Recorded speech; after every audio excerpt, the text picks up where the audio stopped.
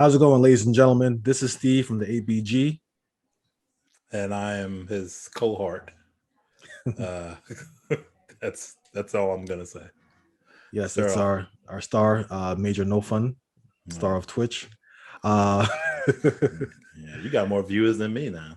oh, well, Yeah, but all but six of them. you know, but today we're getting together to talk about the new Teenage Mutant Ninja Turtles trailer, Shredder's Revenge, a beat 'em up game that is coming out on consoles hopefully sometime this year. NPC. NPC. Hopefully sometime this year, but at an undisclosed date. Sterl, what are your thoughts on the trailer? Um, I want to know your thoughts on the trailer. You Oh, go no, my thoughts first. first. Oh, wow, okay. You're the big I was Turtles okay. fan. I am a big Turtles fan. You know, Turtles is one of my first childhood superheroes that I fell in love with as a kid. So I'm really attached to the brand. Yeah, As a child of the '80s, it was actually and pretty the cool. style of this one is in that cartoon style from that specific, Exactly. like Well, specifically. I will say though, I thought the style looked a little bit. Something was off just a little bit. It looked It's good a little for the more action scenes. colorful. Not the More. not colorful, but the design. There's something that I thought that was just a tad off, just a smidge, but It looked nothing really too. good to me because I don't know. But the I was animation like, was good. I'm talking about the design. I don't know. It was just something that looked kind of off initially. Maybe because I haven't seen it in a while. But yeah, it looked the animation, the style of the trailer looked really really good. I was actually surprised that they're kind of going for the old arcade TMNT arcade style. So it's kind of like a little between the old arcade and Turtles in Time, and it's just a four-player beat 'em up game in vein of those classic games. So it's actually pretty cool to kind of see that. And the trailer also highlighted some allies such as April and Splinter, and I haven't seen Casey Jones, but I imagine they might have more than the Turtles to be playable, which I think would be a cool idea. I think it'll So, be a problem if they don't, yeah, at this point probably, but because these kind of games, you're going to release a retro style game, and you need to have unlockable characters, or maybe mhm, DLC. I don't know, but they need to have. mhm. I think you already know the four Turtles characters. If that's, I know I get it, like those are the main draw, but I feel like it's not. Have Casey, whatever, and Casey Jones. whoever.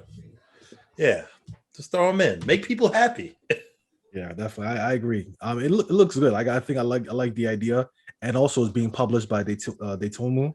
Probably saying it wrong, but Dot emu, I call them that. dot Temu. It's released by Mm. being published by that Temu, who also was responsible for Streets of Rage 4, and is being created by I'm blanking on the name of the studio, but they also created or helped create Scott Pilgrim. Okay. Let me just get the names real quick so that I don't gotta give them their props. Yes, it's created by Tribute Games, and two of the founders was Tribute games. Tribute Games. Yeah, two of the founders, Jonathan Levine and Justin Cree. I don't know how to pronounce his name. Cyr. Yeah, they worked on Scott Pilgrim versus the World. So, good combination. Streets of Rage 4 is actually one of my favorite games of last year. So I know they're not really doing anything in the game itself, but also Scott Pilgrim is a fine game in itself. So it's in good company. Because I think the last couple of TMNT games really didn't set the world on fire, like the one made by Platinum, which I was actually surprised didn't do really well.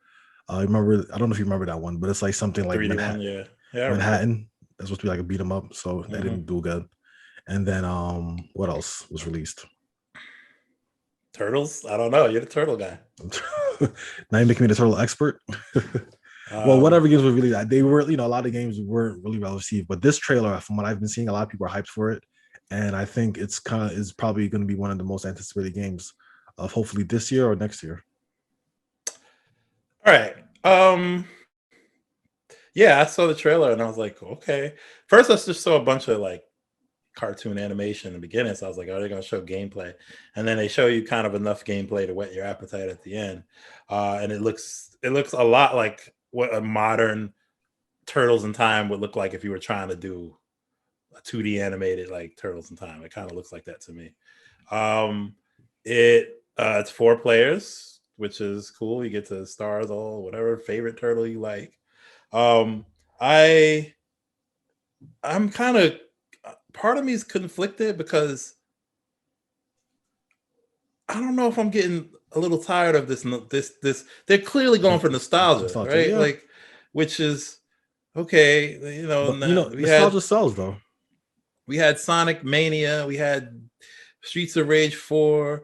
It's a lot. I know it sells, but it almost seems like you don't even have to be creative anymore. You just have to go hit people where they know they're gonna feel it, and then there you go. Now, I'm not saying they wouldn't do good by the game, but like to me, Streets of Rage 4 was that. It was not that I'm not even trying to go for that other argument of it's not an evolution of the genre, but it's just like it's not creative to me. I don't this it just says it's and this is not to say it's gonna be good, it's gonna be fine, it's gonna give people exactly what they want. But I don't know. I didn't what? Go ahead. Well, what I was gonna say is that all right, there's always a fine line, right? It's always hard. It's like, when people like something, you want to give them something new, but something of the same. So a lot of times it's really hard to straddle that line to satisfy the audiences.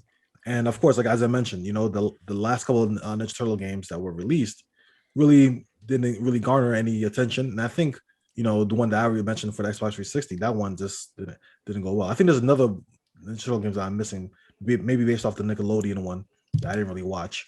But this game looks to be, what a lot of people have been missing. And I think, when was the last time we had a nostalgic TMNT game that was based off of like the classic franchise? A lot of the games were based off like the current entries, especially like from like 15 years ago. They're based off of like the early 2000s cartoon. Probably for a reason. And movie. I mean, of course. I mean, after people sometimes a lot of people think that okay, after you leave a certain generation, it's kind of left behind. But I think now is a good time to kind of like dip into that well and see what you can do. And I think with the simpler arcade looking art and everything else, you can still create a decent game, and hopefully it's really fun. I have no qualms about what it will be. I think it's going to be what I saw looked like a labor of love, similar to the works of Street Fight, Final whatever, Streets of Rage 4, similar to I was thinking of some other, like it's like Sonic Mania. When I played Sonic Mania, which everybody's saying, oh, it's the best Sonic game in years, and it is. I mean, because it's not a very high bar anyway, but it was fun, but it also, besides a couple of new stages, it was just like a retread of kind of what you knew. Like it didn't to me.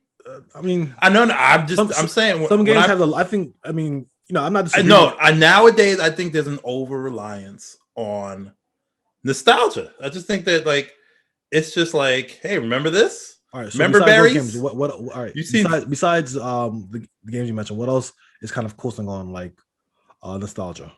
I don't know. I have to look it up. I mean, I didn't come thinking exactly that, but this reminds me of that. This kind of this release is like, as soon as you see the trailer, I'm like, I remember that. Oh yeah, this looks like. I think this is honestly, I don't know. I think this is totally different because this one I've never expected like a beat 'em up to like have like animation similar to the cartoon, or have kind of be based off of like the old arcade game and Turtles. It's literally what Streets of Rage 4 is. It's that, but now it's Turtles. I'm not saying in terms of gameplay, but they took an old thing that people were found very fond of, that had been dormant for a while in some form, and said, let's spruce it up and throw it at people. It's gonna sell. This is exactly what I feel what this game is. And that has nothing, that doesn't take away, but like there's a part of me that I'm like I know the appeal of it is not necessarily the game, it's just the nostalgia, which is fine, but I'm tired of I'm tired of seeing something just being made now from my past in like better looking form. I for some reason I mean, it doesn't appeal to me like for the Turtles brand. I think maybe in general, I'm hard pressed to think of right now off the top of my head any other franchises that were doing that aside from Sonic. And Street, I guess you want to include Streets. This is the era of this happening. But, I mean, remasters and all that. Remasters been happening. How many remasters and stuff are going? They're heavily focused now. It's way more. I mean, of course, I do think that now they're doing a lot more. But you know, in terms of like the what they're putting the presentation of the Turtles game, I just feel like, you know, it just feels a little bit different. It just feels like Streets of Rage 4. The game, I don't know if it could be, if we play more like it. No, it feels like they did exactly that thing where they said, like I said, they took, because okay, minus the cartoon aspect of it aside, it's basically the arcade game or whatever, or Turtles in Time. It's that now, but this is a new game.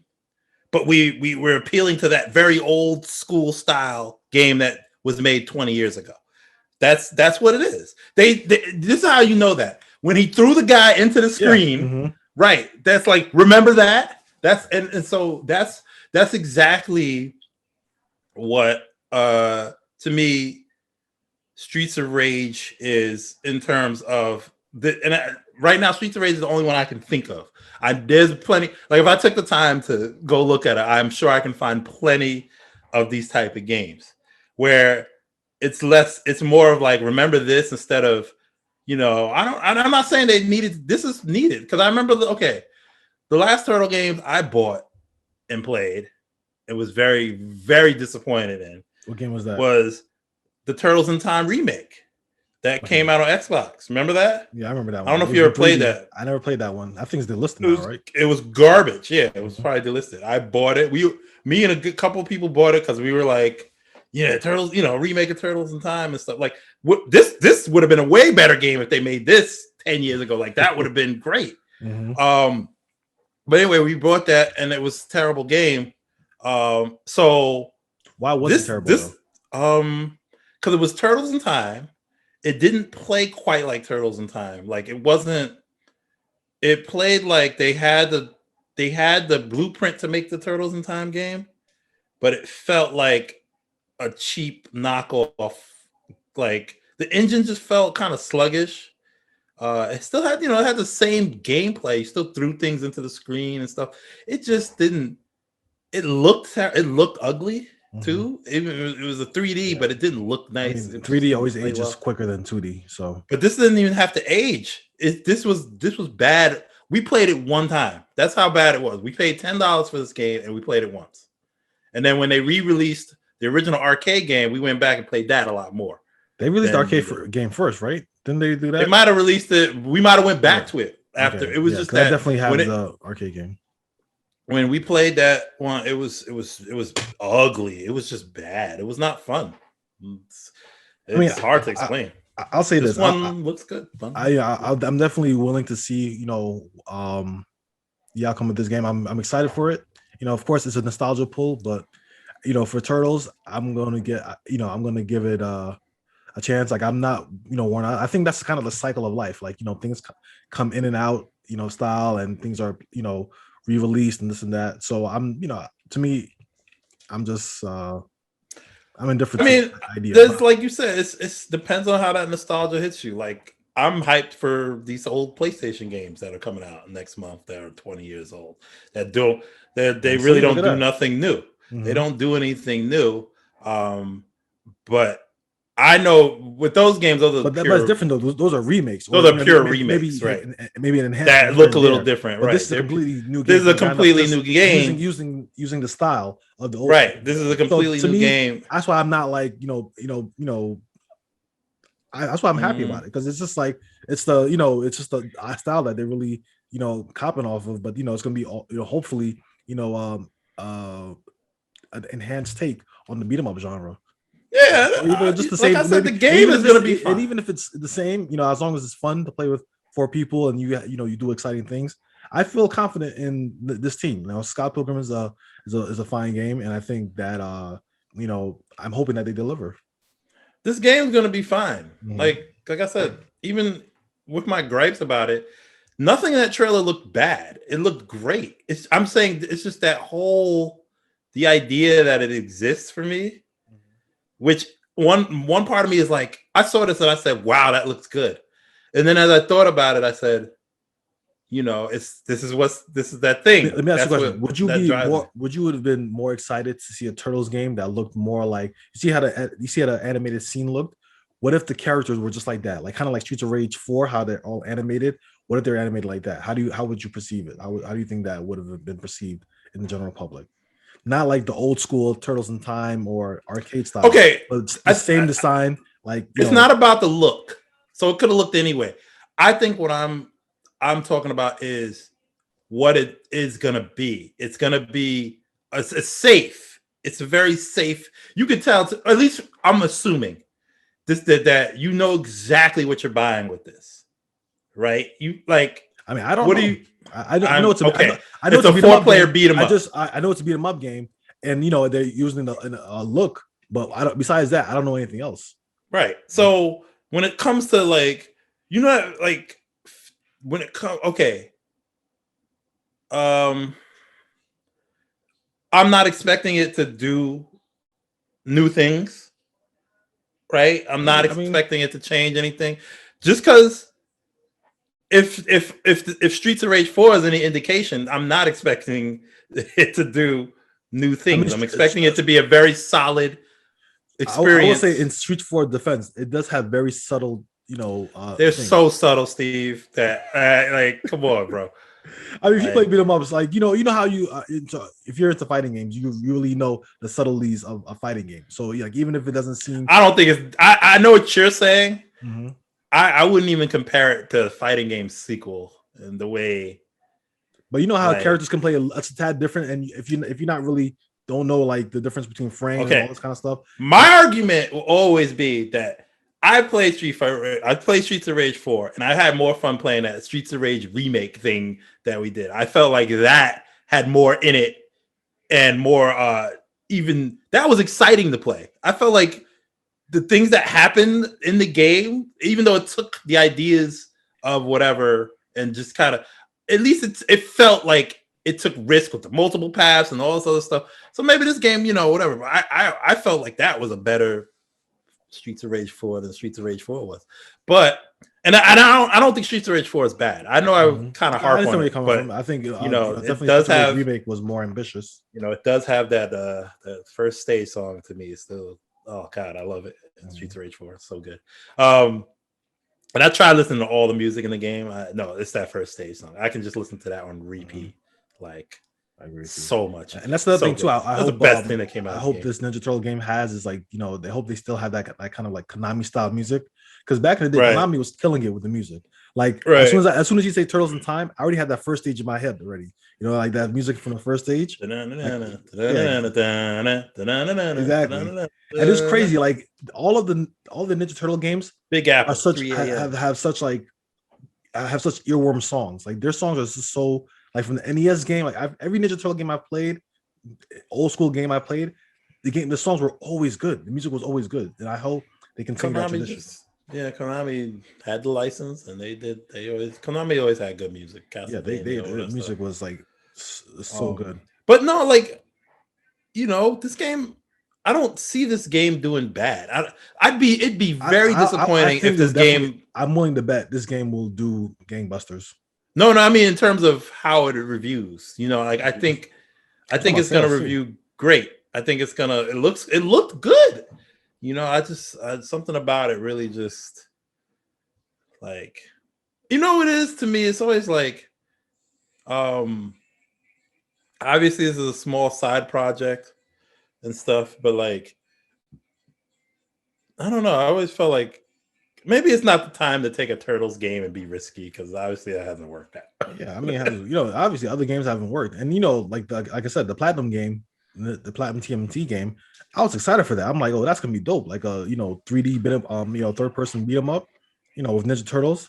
How can you go wrong? And it wasn't bad. It just wasn't exciting. Like it just, I remember playing it. I think I played it at the apartment actually when we lived together at one point, and I was playing at the apartment. I'm just like, oh yeah, that wasn't a a game. I remember that was a bad game. Yeah, it was just like the AI was like not smart. Your teammates and stuff like that. I can't remember much about it, but I just remember I wasn't excited, and I think, and again, I'm surprised. Platinum makes some great games, but I think they just kind of fell asleep on that one.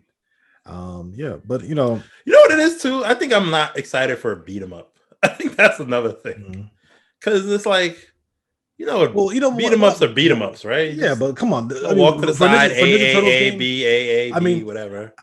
in, Jump and hit people, do a special that takes some of your health. I love beat 'em up games. I think I know you do. yeah, beat 'em up games are fun. They're really fun. Good. They're fine. They're just like obviously they're repetitive, but if they're repetitive, they're like if you don't get bored with it, I guess. But I don't know. Like for example, the other day I was playing Streets of Rage, not Streets of Rage, Golden Axe with with a friend of mine, and it's fun. It's fun. Just the original Golden Axe is a classic. So exactly, and it's like it's kind of the same thing. But you know what it is? It's really how you set it. Like you had mentioned earlier when we spoke. Before we got disconnected. How important the visuals in a fighting game is. Like the look of your character is very important. The identity of your character, just like the whole style of the character, is important to when selecting someone that you want to main or just play as. And I think that holds true for beat 'em up games as well. The look of characters and the setting, the music, the sound effects, all those visual, and sound engineering comes in play when you're playing these beat 'em up games. So when I play Golden Axe, I always love playing it because it has great music, great visuals, and it's just fun to play. It's just fun to play with somebody and beat up people and just go through the game. I have no problem playing that game every couple of I have no problem playing that game every once in a while. I like Golden Axe. I can always play Golden Axe. Exactly. I just feel like imagine like next year you get a trailer and it's like I was gonna say the Revenge of Death Adder, but that's actually a real thing. But I was gonna say Golden Axe, the Revenge of the Golden Axe, and let's say it's just exactly this Turtles trailer. It's like, oh my god, they're bringing Golden Axe back to the way it should be because Beast Rider was terrible, and oh my god, and of course I'd be stoked, but then I'd be like, this isn't this. I mean, I personally, I don't. Okay, another 2D, another idea that might be great and work out great, but like it's like okay, I guess like all right. Listen, I wouldn't want. I personally wouldn't want another Golden Axe that looks like Golden Axe. I would probably want something in vein of kind of like, what Daytona did with Streets of Rage 4. Maybe not the same cartoon. Oh yeah, okay. They're gonna something update the visuals, completely like an overhaul. And in that same. You ever played Revenge of Death Adder, by the way? It's an arcade game, right? It's the Golden Axe. It's like the real Golden Axe sequel, Revenge of Death Adder. And it's not one of the numbered sequels? No. Or is it technically part 4? I want to say... I think it's part 4. You know how Sega Genesis kind of had its own development teams? And Sega had their own arcade development team? So the arcade development team that created the original said, okay, we got better hardware. Let's create another Golden Axe. That's really like Golden Axe 2, really. Okay. I mean, Genesis had its own 2 and 3, but Golden Axe Revenge of Death Adder is... Oh my god, it's so good. Yeah, I've never played it. I will tell you, it's so good. It's such a good beat 'em up. I mean, it's so the music, everything. It's I don't know why that's not playable in some form on some. It's so good. Go down, go get MAME and try it. Figure out how to do it. What's MAME? I don't know what that is. Yeah. Yeah, forget I said anything. But no, Golden. But anyway, like, yeah, I think differently. We all think, everybody thinks differently, I guess. But I just something about it. It was like, this is gonna be great. But maybe I'm just tired of that kind of, you know what resonates with me, I think too. What? It's this whole, this is what we're doing now kind of thing. So I think that's why it bothers me. Like all these movie sequels and comedies that rely heavily on the original, like Coming to America 2, or Space Jam, the new Space Jam. There's a lot of things, even like a Tom and Jerry. There's a lot of things that, and you know what worries me? I even think about movies like, besides like John Wick and some other maybe movies, it's like everything's a sequel to something, or I feel like you can't even make like a Die Hard nowadays. Like, you know what I mean? I always feel, I feel sometimes when I see these nostalgic things, I'm like, you know, it's not, and I get it. There's an audience that wants that, and so and it's but I always feel like, especially with the rising cost of game development and stuff, that we're losing a lot of originality in terms of finding something new. Also, something new is scary almost now to try. I remember when I used to play PlayStation. Mm-hmm. I remember going to the game store and just being able to look at the boxes and say, I never heard, I'll try this game. Where not only the games, I guess, are more expensive, but I don't know if I felt victim, but I'm so risk adverse to trying something new. And I think people understand that as developers. So they don't even, there's a lot of things that aren't new. I mean, we're on 8th Resident Evil. We're on the 1,000,000th Call of Duty. I feel like we stay safe a lot of times. Now there's always new things, obviously, but I don't know. Maybe I'm just worried about that. I feel very worried. The reason why I'm not worried about that is because this conversation is not new. Like, this is literally a conversation we could have had. Nothing new under the sun. Exactly. This is something that I remember hearing these same conversations, these same feelings, 10, 15 years ago. And I think no, wait. I don't think so. Why? What do you mean? I don't think it was the same conversation 10 years ago. Let's see. 10, 15 years. What did you say? 10 or 15 years ago? All right. Let's say 10 years ago. 10 years ago. What year is that? 2000. I'm about to say 2014. 2011. I can't say for a fact what I was talking about or thinking about. How old was I? 20, 23, 24. Well, here's the thing, though. Like, we all know movies. The movie industry is notorious for doing sequels, and now not even doing sequels. But if a franchise doesn't do well, they don't give it time to like kind of rest. They're like, all right, you know what? Next year we're gonna make another. We'll reboot it. Reboot it. You know what I mean? We're back in the day Ultimate when we were kids. Spider-Man. If a movie didn't do good, you don't see it ever again. It's just gone. But now it's like, oh, it didn't do good. Okay, Spider-Man. Okay, we'll just reboot it with in the next year with a different actor, a different universe. I think the industry, the movie industry is a lot different now because now people are more aware of like reboots, and they understand that this is a different universe. Unlike maybe like 20 years ago. And now for video games, I think they've always kind of been re-releasing so many games out there. I feel like it's just more now. It feels like it's more now, but I definitely feel like this is the same kind of conversation we've been having. Like a lot of game companies don't do sequels as much, and it's because a lot of times when they create new properties, sometimes they don't take off, and new properties can even kill the studios. But I feel like you can count a lot more new properties 10 years ago than you can now. I don't know. I feel like I'm just trying to think off the top of my head.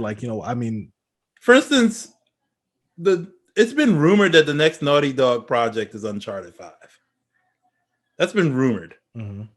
So to me, it's like, and I'm not gonna just rail on games for keep pumping out. Like, I'm not gonna be like, okay, Final Fantasy 16 is a perfect example. Look, 16 games in. I think it's a little different with games. I think they're always a different game with each iteration anyway. So it's just the name anywhere. It's only the same game and name, which is a really good idea if you think about it, because people know they expect a certain kind of quality. Exactly. I guess. But you know what? They were consistent over the years. That's why people are not like, how come this Final Fantasy is different than that one? Because it's just like, all right, it's part of this brand that each iteration is a different story set in its own universe. But I think never, you always knew your sports games had those kind of iterations and stuff, and now your shooters have those kind of iterations and stuff like that. I just feel like I just feel like I remember days. This is my nostalgia kicking in, but it's like, remember when you first played Halo, or your first time you played like a Gears of War and stuff like that. And I feel like I don't even know if that's a thing anymore. Like having that new first game like that. Like you mentioned something very important. Game development is very expensive, and a lot of companies are scared to create. And not to say that they haven't released new. But you're right. They've released like The Division. What else? Destiny. Okay. There's a couple of new games out there, but they're not. Right. Of course, they're not as plentiful, as like the older But ones. none of them. Mhm. Okay, for instance, the Division. I'll say Destiny kind of was a game that tried to do some like be that new next gen thing, Yeah. but wasn't quite it. Like nobody's gonna play Destiny, and nobody that played Destiny in the beginning said this is the next thing. Because we all said nobody knew what kind of game it really was when it first came out. Like it's a shooter. It feels like Halo. Mhm. Feels like Halo, but the missions kind of suck. But it has multiplayer, but that's not that great. And you could dance. And then it got better over time, which was kind of weird. But then Destiny 2, like I know people that won't even touch Destiny 2, even when it became free. They just did, it's a looter shooter. That's a thing. Mhm. And so when I heard Division, it was like, oh, it's the same actually. It's a looter shooter. It's just a little bit more grounded in realism, I guess. It's not as crazy as like you're not jumping around in a spacesuit. Mhm. But it's literally shoot guys, numbers pop up, and larger numbers, whatever. And it was a new franchise, but it wasn't like a new idea. And I'm not saying like Halo was a new idea or Gears, but I don't know. It just there's something like there's not really so many new new franchise game. Yeah, and I think you know what it is? You know what's more new out there though? A lot of smaller developers creating newer games. I think those were the crux of the new games are coming from. It's coming from smaller studios. It's almost like it's almost like I want to I've never played The Last of Us, but that to me is a good example. Not that we need the more of it, but that's a big risk, right? Obviously, to create that kind of game. But it's Naughty Dog, especially when you were but you're the Uncharted guy. But they do that, right? They go at least. I think when you have a hit, you have a leeway to create your own kind of thing. That's much different than just coming straight out. Because nowadays, I don't know if any studios that just are new and that's coming out with like a AAA game. You know what? Let me take back a lot of what I said because maybe it's just because the system isn't doing so great, but I feel like watching the Xbox presentations and stuff, there's a lot of new games over there. Yeah. But yeah, I guess I don't know. I'm so caught in this nostalgia. Like I feel like listen to this. This is how I feel. I'd much rather know I'm gonna buy that Turtles game over trying any of those new games. Exactly. But I feel like it's my fault, but they know what I'm gonna buy. Listen, like I said, nostalgia sells. Stop feeding on our nostalgia. But that's what I'm trying to say. That's how they get your money. Well, I know that. They're not gonna stop it because if they don't do it, someone else will. Right. No, but I'm just saying, but that's the whole point. That's my whole point. Stop feeding. I'm gonna buy it. Okay, you put out this remake and remasters and this new game that looks like the old game but plays like a new game.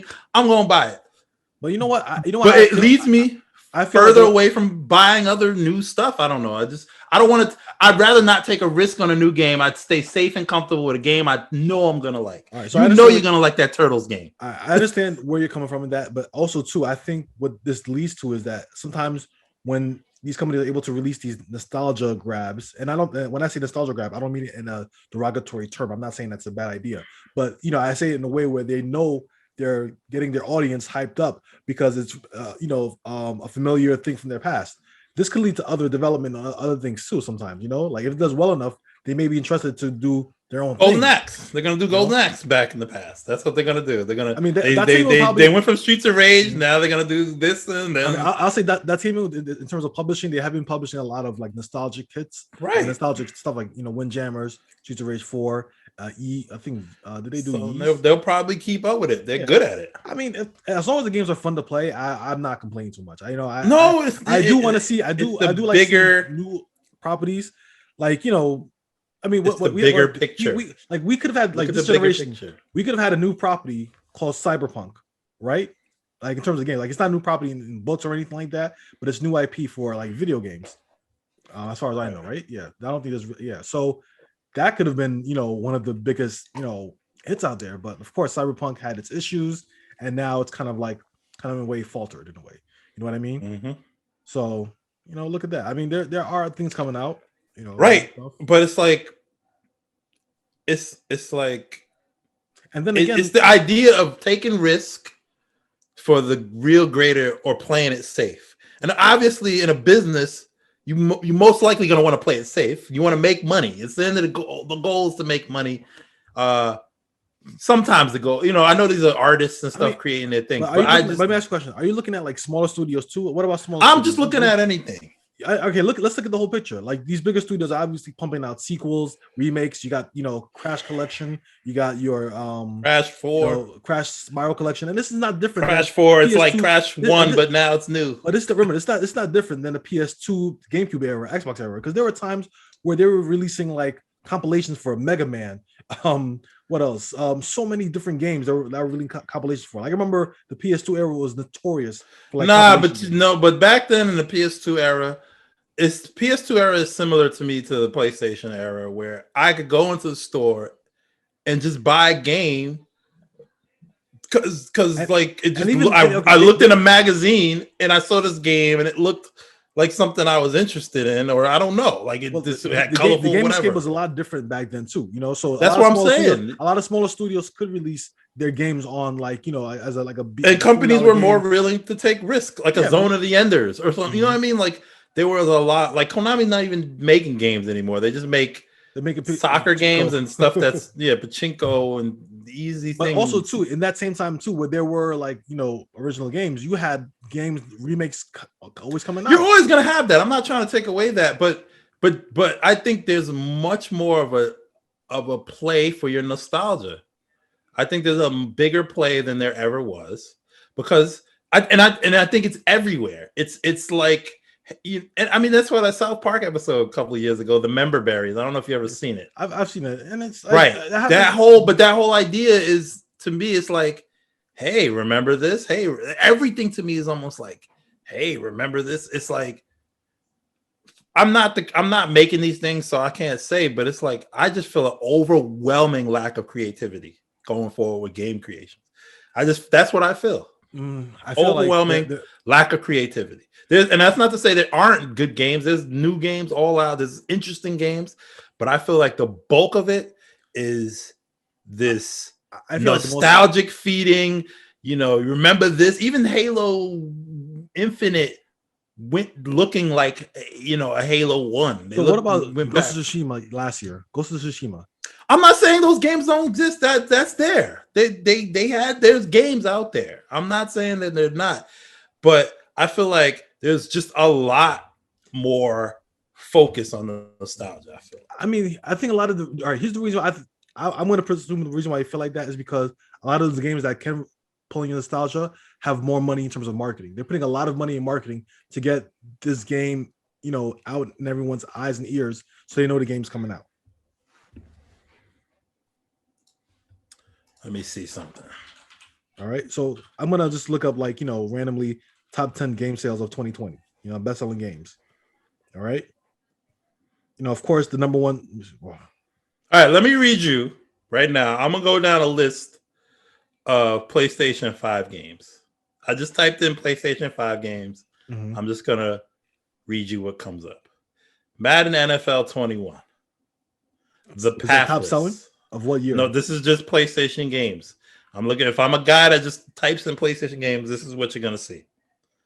So it starts with Madden NFL 21, a game called The Pathless, which is something I've never heard of, right? So that's a new whatever. Mm-hmm.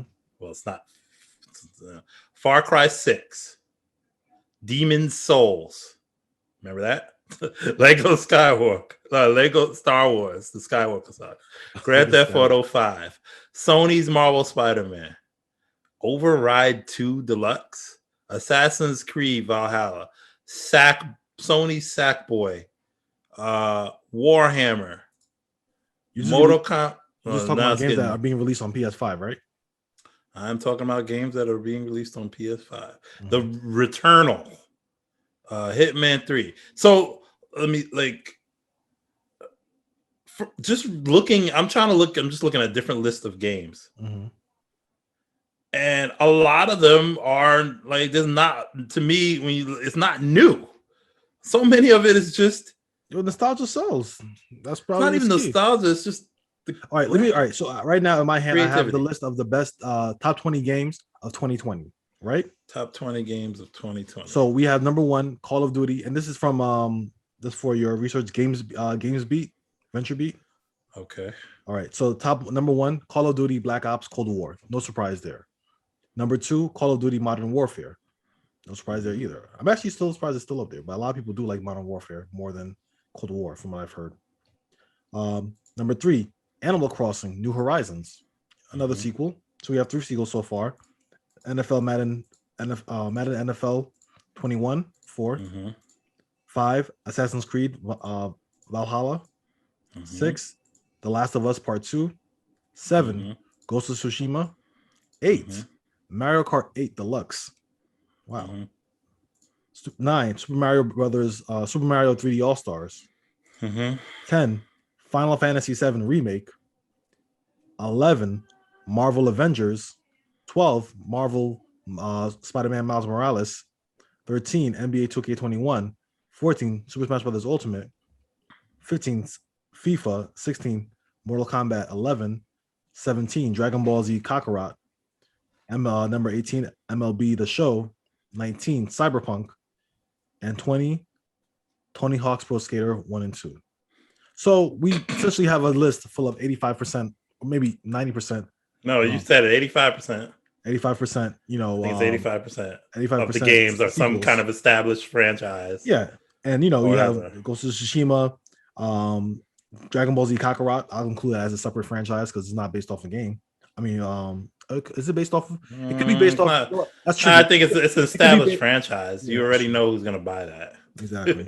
All right, and Cyberpunk, and Cyberpunk, and Marvel's Avengers. Yeah, but Marvel's then even Avengers. that has those are the 3 games. And that's an established franchise too. Yes. But...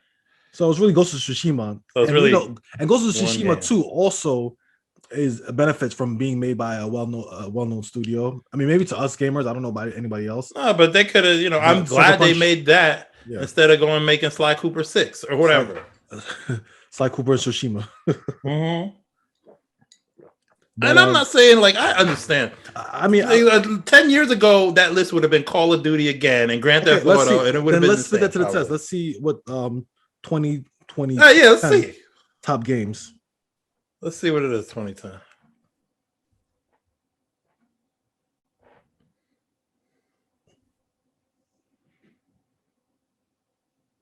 All right, this is 2019. So we have, let's say 90 to 95% of that was some kind of established whatever.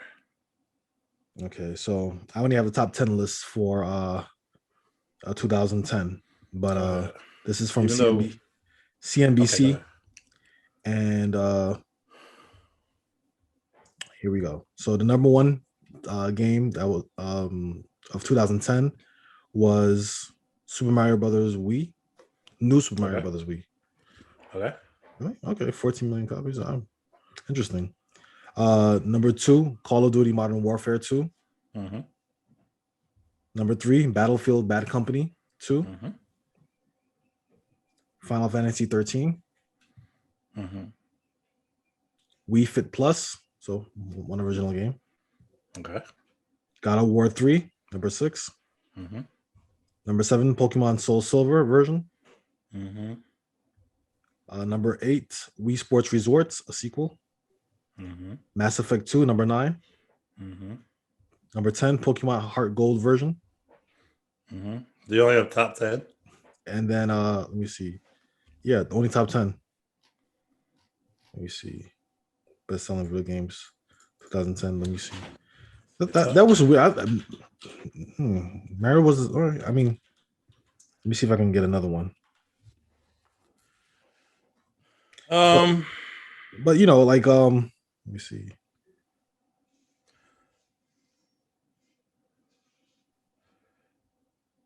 Let's see. Look at the games that came out in 2010. Red Dead Redemption. But I see another one that says top 10 games of 2010 revealed. But then something Black Ops. Then I have another one. Wait, that's weird. I have another list that has something completely different.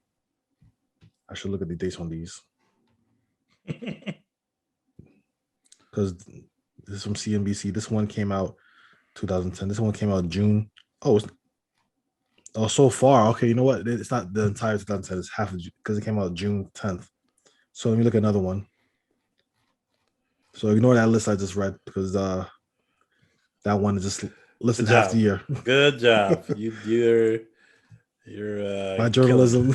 All right, killing it. so here's one that's probably a little bit better.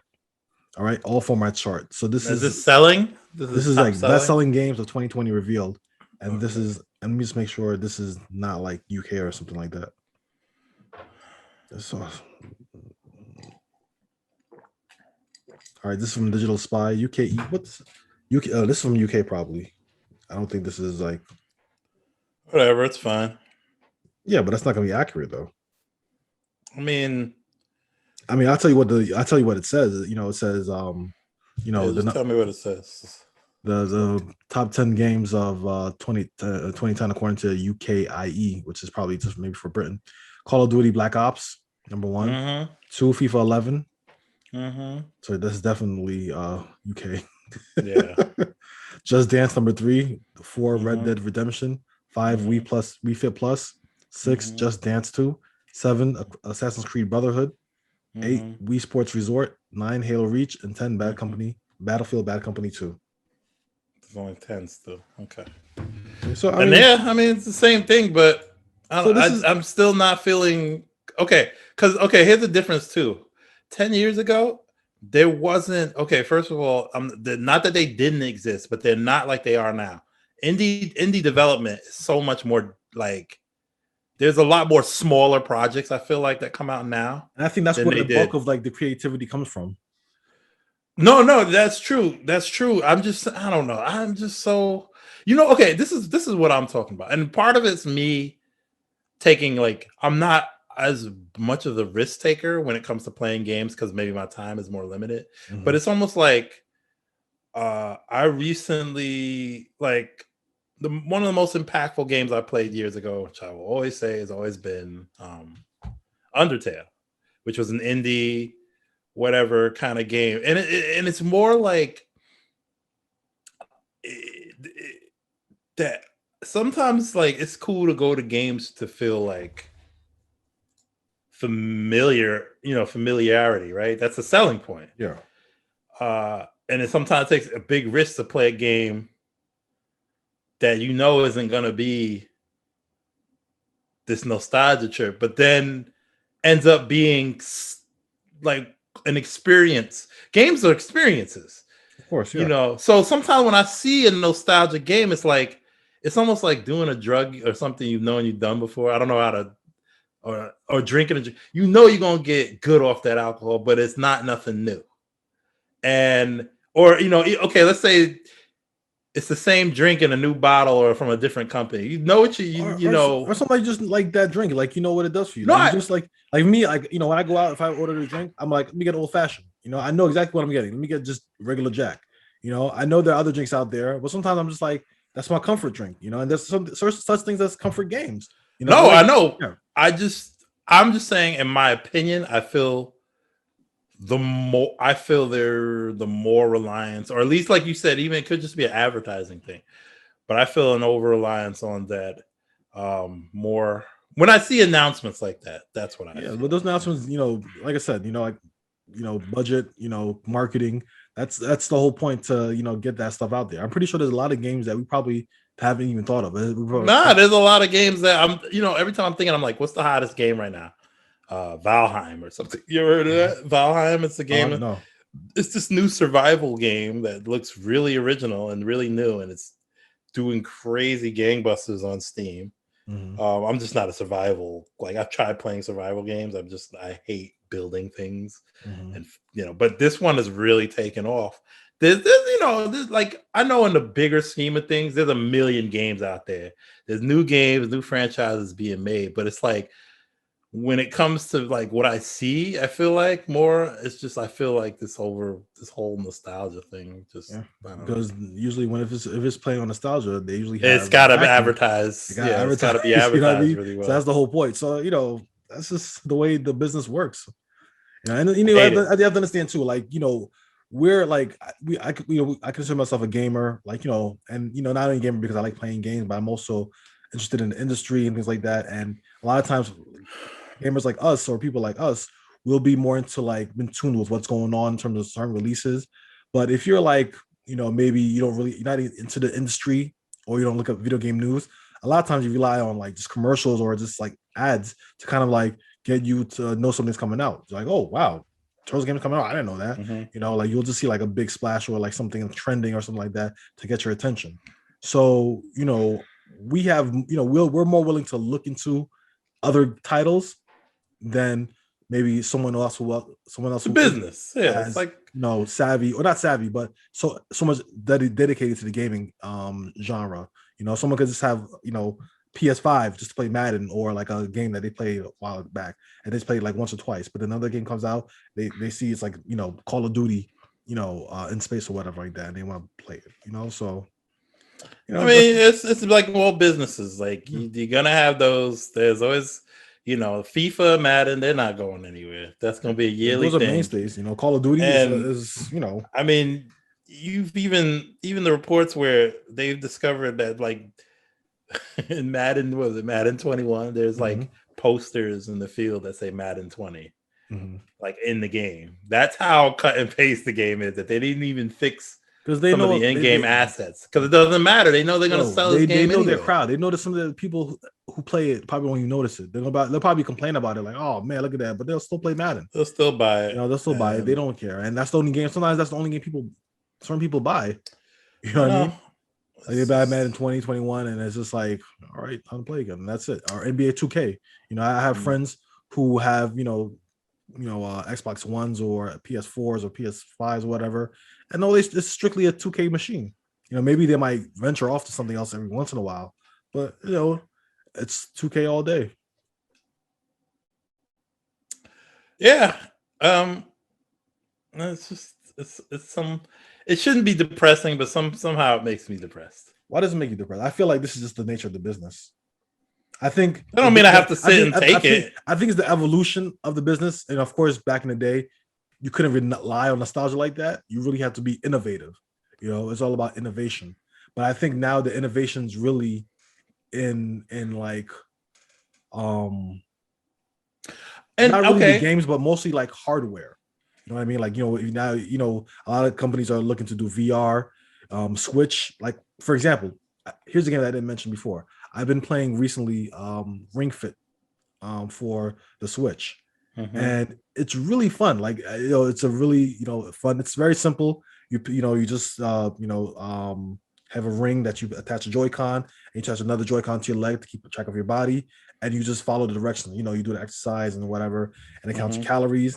And even the right Switch Joy-Con, it has something that can measure your heart rate, which to me, I totally forgot I could do that. You know what I mean? But when you play the game, it actually measures your heart rate, which is actually really fun.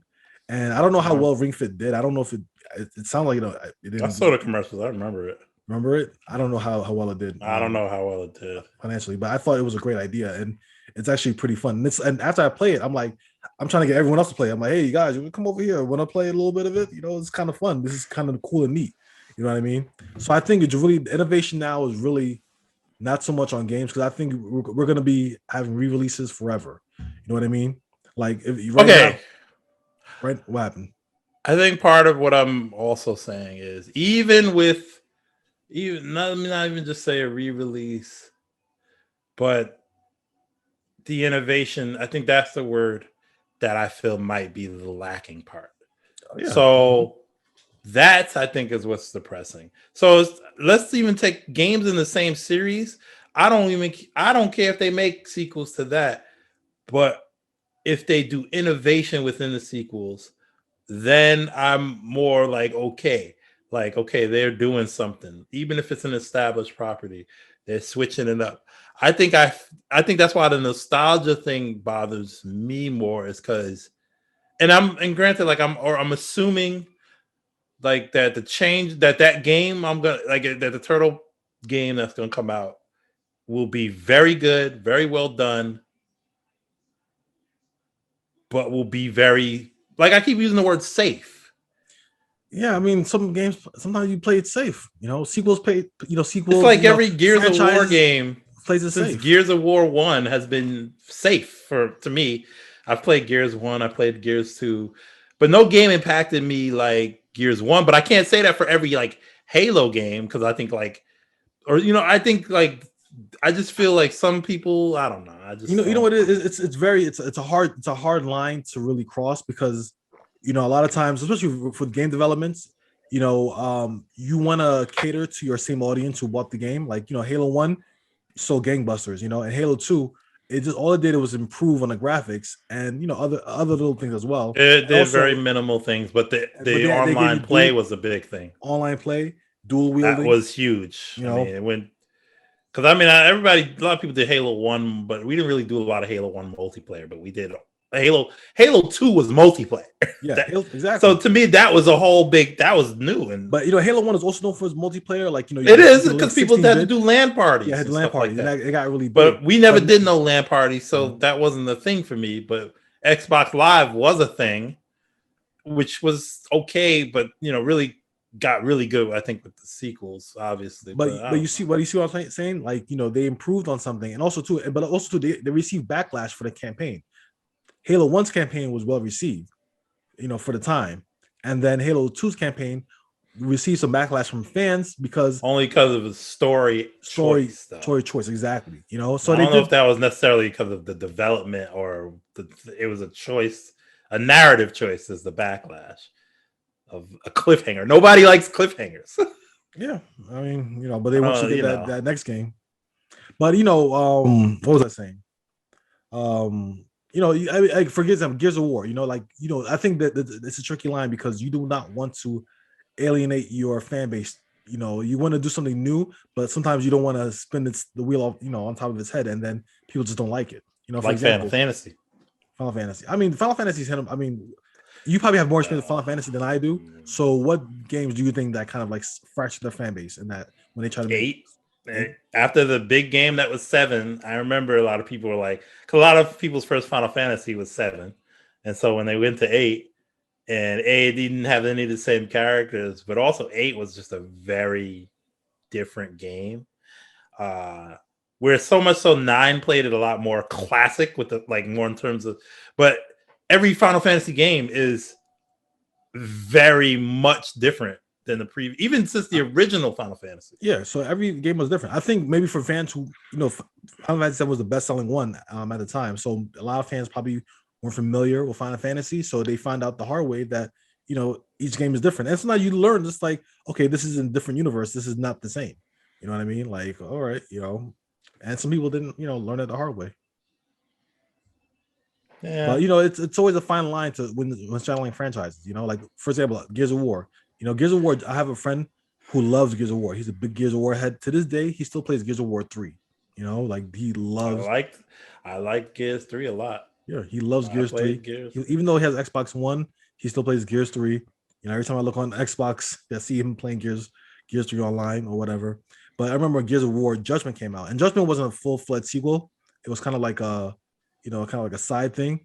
But a lot of fans did not like that game. They did not like Judgment. I don't know how well it sold, but I just know, like, Can I tell you something? Yeah, I enjoyed the hell out of Gears Judgment. Look at that, you see. And this is coming off of Gears 3. Mm-hmm. And I'll tell you my story with that real quick. We had a huge Gears 3 group, like 5, 6 of us that would play a lot, And then Gears Judgment came out, and only me and one other person played Gears Judgment. Everybody had it. Everybody else hated it. Mm-hmm. They made a new mode, which to me, the Gears Judgment wasn't a big risk because it wasn't the main studio that made it. It was some other studio that developed it.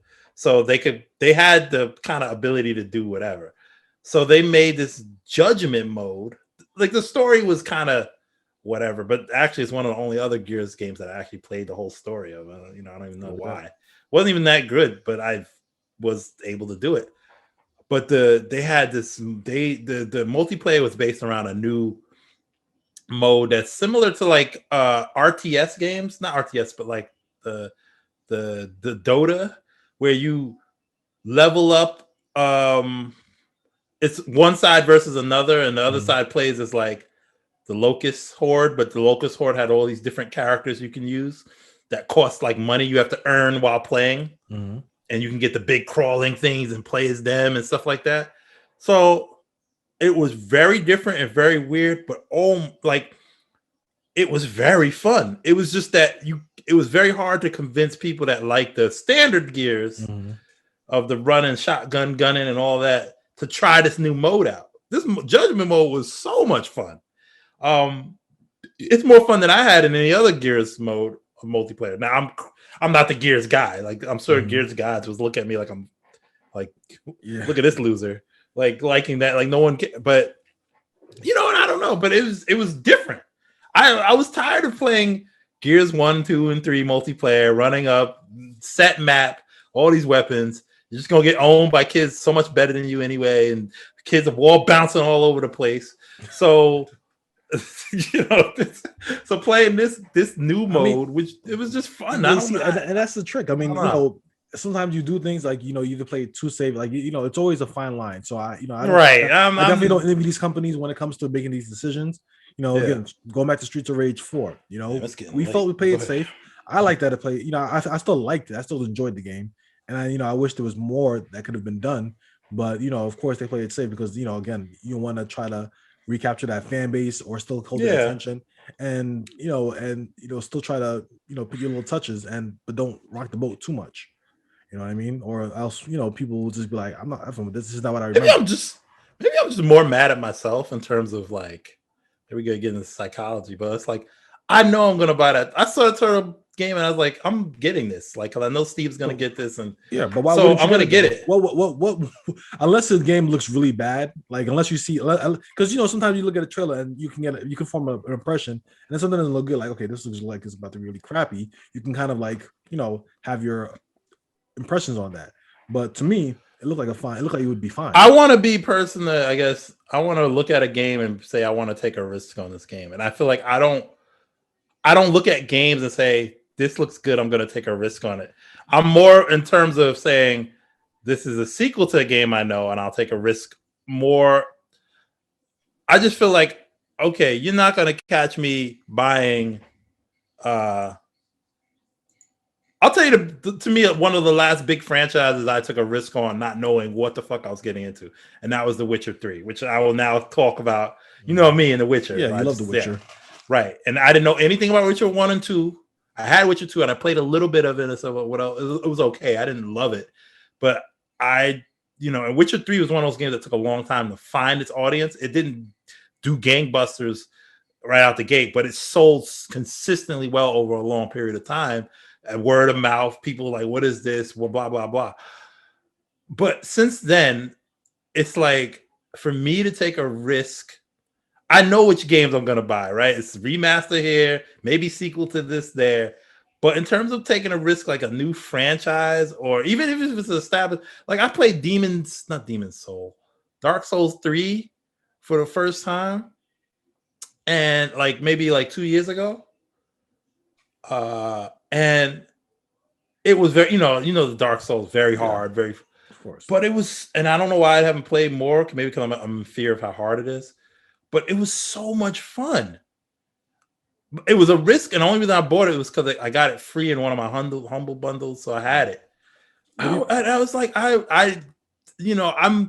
less willing to search out for a fun experience that's new, and I'm definitely more willing to feed into this nostalgic thing that's happening. Let me propose something to you. What if I tell you that one day all of that will be gone? Like the fear of trying something new will be gone. Because now that I'm thinking about it, I have Xbox Game Pass, for example, correct? And they have like over 100 games. And, most of them are high profile games. Like there's Doom 2. Doom 2 I'm going to play, and a whole bunch of other, high profile games that are actually released full price right now. But I was able to find Hello Neighbor on it, and that's a game that I never heard of. And I only bought, again, because it was requested on the stream, on the site. So I was about to go out and buy it. I'm like, let me check what is it called? Game Pass. And voila, it was right there. And I was able to download it and play it. I'm like, oh, okay. Like initially, it wouldn't be a game on my own. I would never buy it.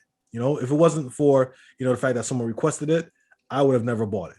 But the fact that now it's on Game Pass, I can just download it and just play it without no no cost to myself. It's like to me, there's no. I feel fine playing, and that's probably why, even though it received bad reviews, and I can understand why it received bad reviews, but I'm not. I think it's okay. You know, in Okay. terms, just the experience I've been getting because I'm not putting any money. So kind of like how we talked about before with Netflix movies, how when you watch a Netflix movie, even if it's kind of crappy, you really don't feel that strongly against it because you're like, well, it's on Netflix. I have a counter. But wait, hold on. So in terms of games, I feel like now we're gonna have games now. Now that games, I feel like they're moving more towards like the service kind of direction because I feel Xbox is really pitting all their chips into the Game Pass concept to make it like the Netflix of video games.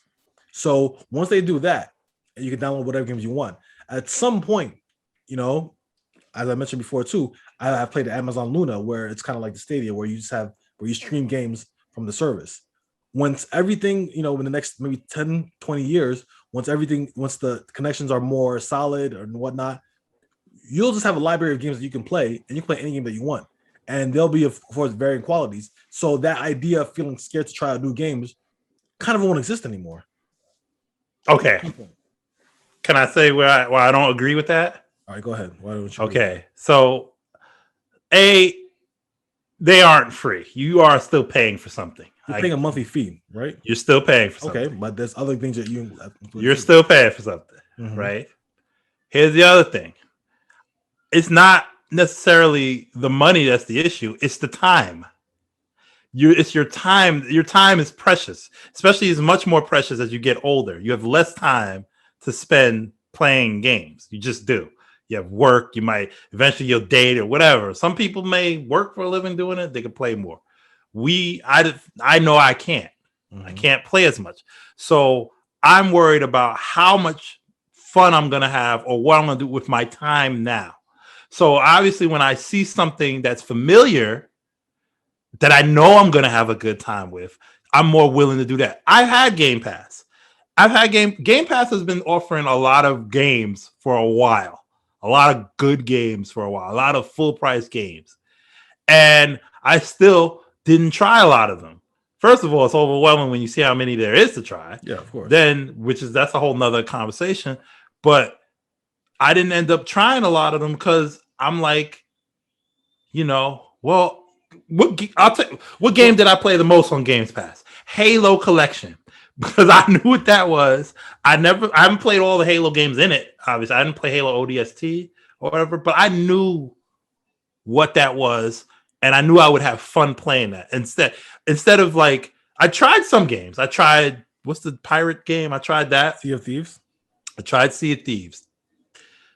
Felt like I wasted my time, which is okay. It's not a big L because I didn't buy it. Yeah. Although sometimes I will say there's another issue because like Netflix, sometimes the idea of not buying a game, I feel like you might have a shorter leash with a game that you felt like you didn't buy. So for instance, Sea of Thieves, if I purchased it, I might have played it more just because of the fact I purchased it. Now that I know in the back of my head, I'm like, oh, I can always come back to this at some point when I maybe feel like spending. I might not give it the time it deserved up front. That's always an issue. But the same thing, like you said, does apply. Like, okay, you're right. I would have never, ever, and it's funny when it applies to a game that's not considered good.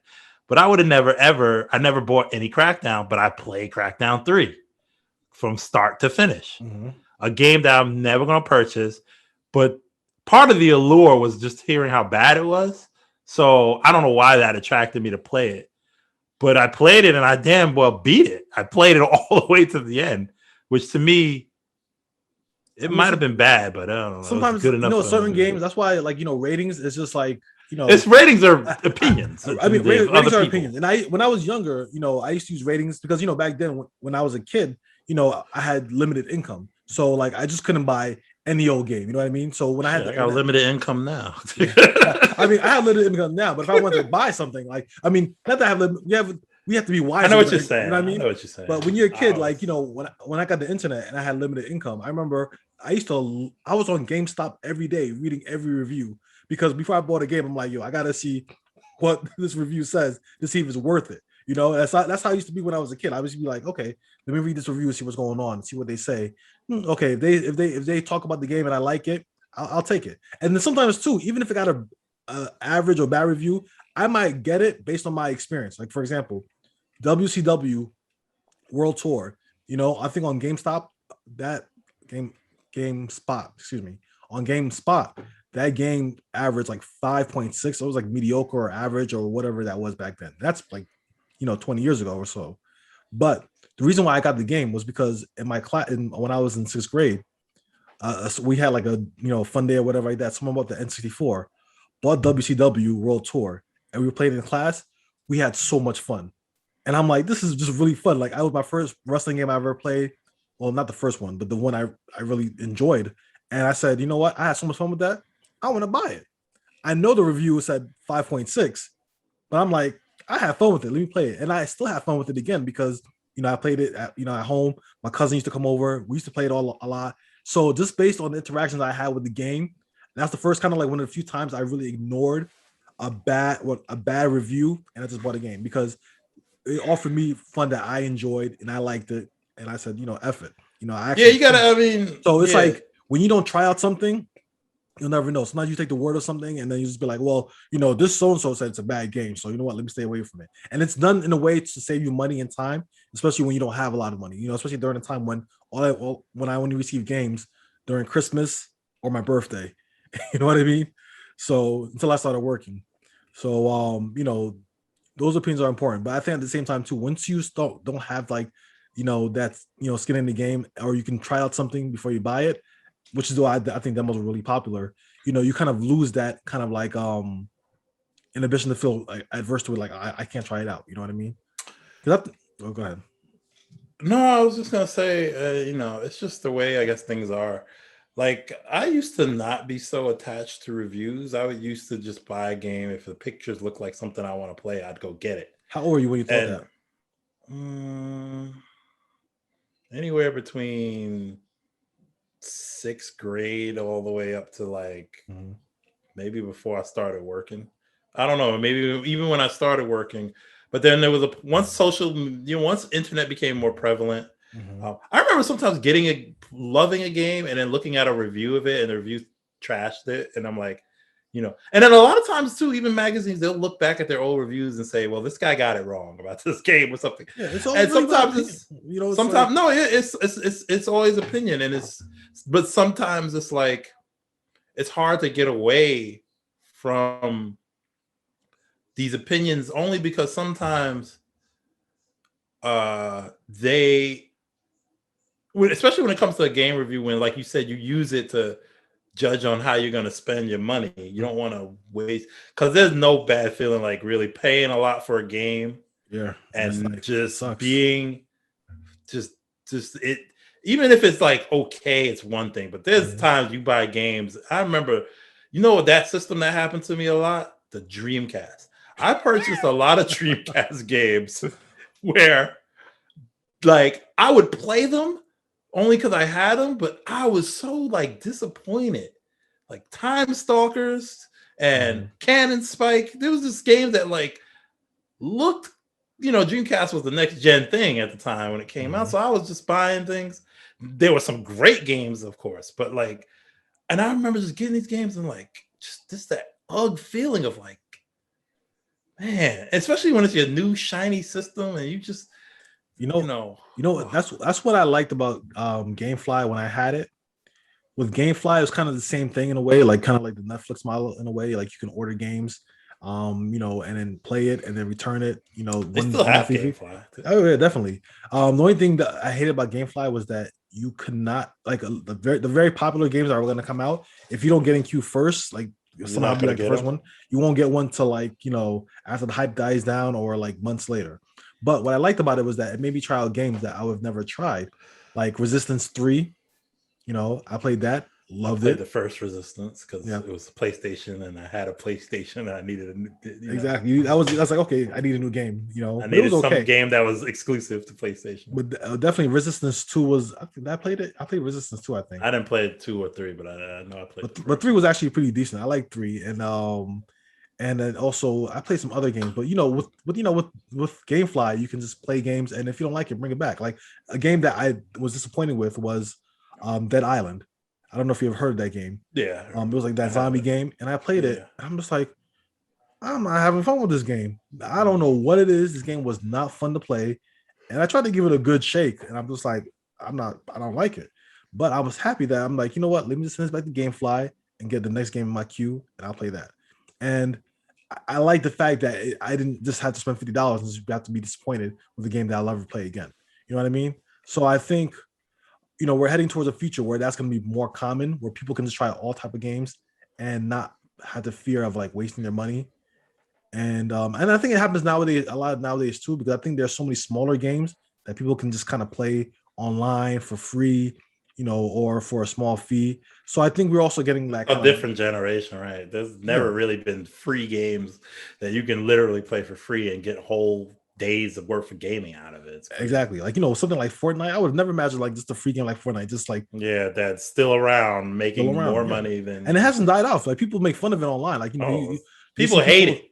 Yeah, people like make comments like this is a baby game, but these babies love Fortnite, people babies, adults, man. There's people, some of these but I'm telling you, creators have their own damn skins in there. In the job that I do see a lot of times, kids who steal like their parents' information. To buy some Fortnite bucks. They'll ask me like, I have the statement and it shows this thing called Microsoft. I didn't do it with my computer. $1,000 of no, that's from Xbox. Just your kid was buying Fortnite skins. Fortnite skins or whatever like that. They're like, oh, V-Bucks. Exactly, V-Bucks, all that kind of stuff. V-Bucks, so it's like, we're also entering a different generation where kids are just trying out whatever's free. There's a lot of free different games.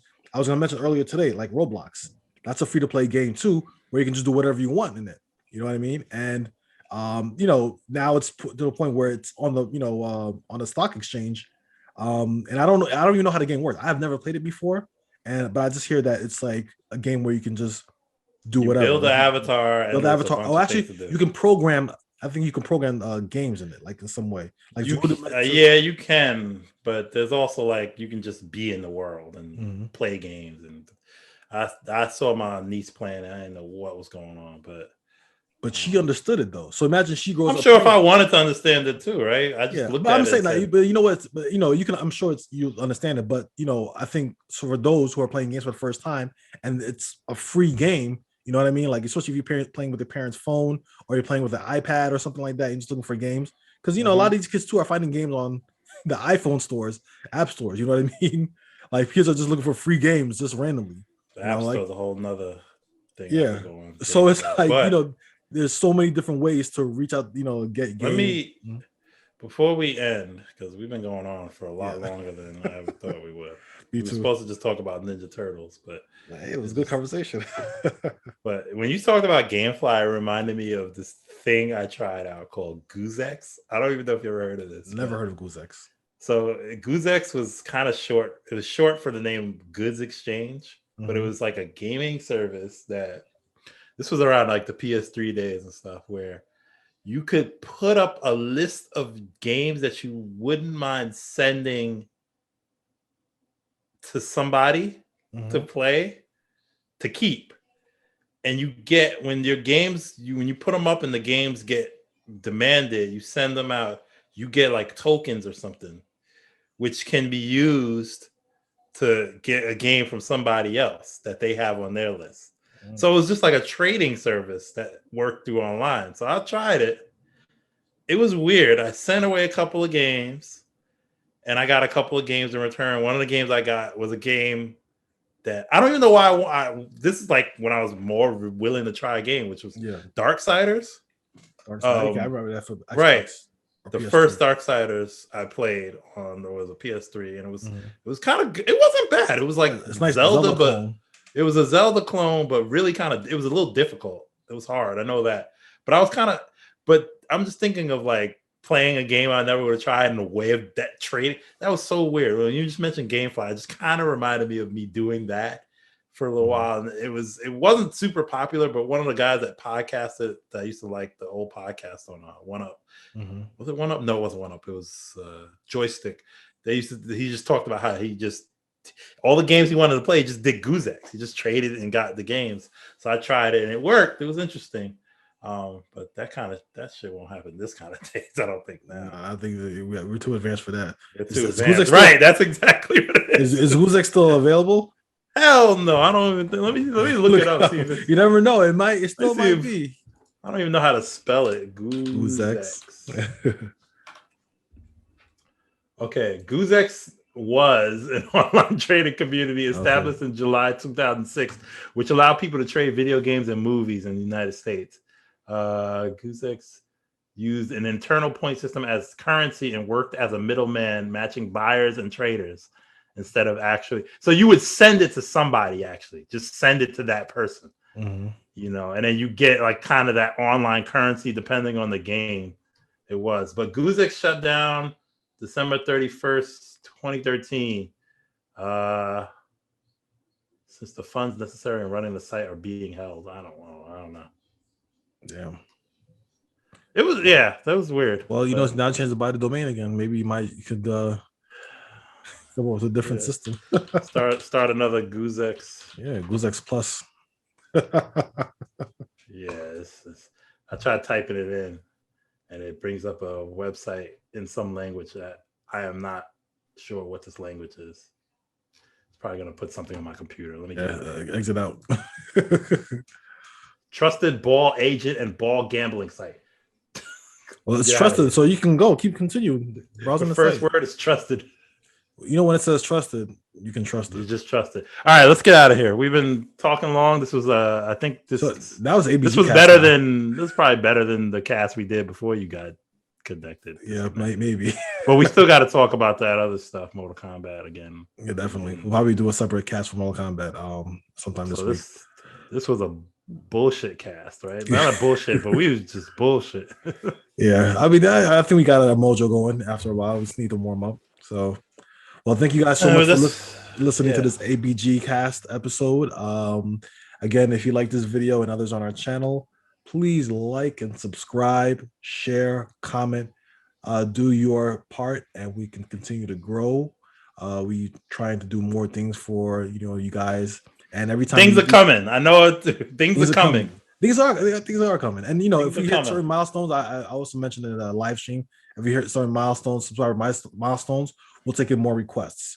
So if there's a game that you want us to play, either of us to play or anything, we'll be more than. It could be any game. I will more likely play a bad game if someone tells me to play it. Yeah. I'll play it and I'll stream it. Yeah. So if it's taking requests, I'll play anything. Right now we're at 115 or 114, I should say. If we hit 150, we'll take another request. So I hate horror games. I don't horror games, really? I'm PT? scared to play. No. Were you there when I played that one time? No, I had to play.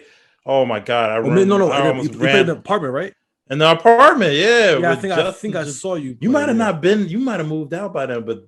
I was playing it one time with J Bell, man. Oh my god, we almost shit our pants. That game was so scary. Oh, yeah. Well, that's a story for another time. But thank you guys for watching, and again, do all the stuff I said before. Peace Deuces. Out. 8BG out. All right.